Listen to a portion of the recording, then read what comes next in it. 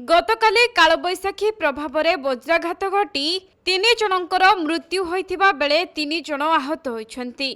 जहाँकि रायगड़ा जिले में वज्रपात जोगु जने महिलांकर मृत्यु होइथिबा बेले गंजाम जिला बेलगुंठा थाना अंचल में मध्य वज्राघात घटी जनकर मृत्यु होइछि। एपरिकी गंजाम जिलार अन्य 2 जन आहत होई मेडिकल रे भर्ती होइछन्ति।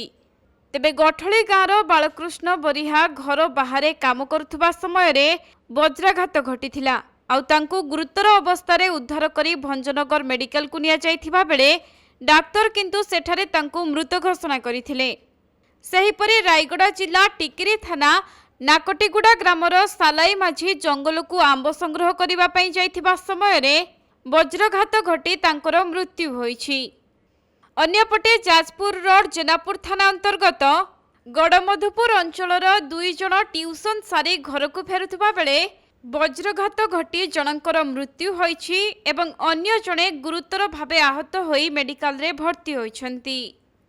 तेबे राज्य रे ग्रीष्म प्रवाह जारी रहिथिबा बेले गतकाली किंतु राज्यर किछि स्थान रे कालबैशाखी देखिबाको मिलिथिला, जेउथिरे विभिन्न स्थान रे वज्राघात घटी 3 जनक जीवन जाइथिबा बेले 3 जन आहत होई मेडिकल रे भर्ती होइछन्ति।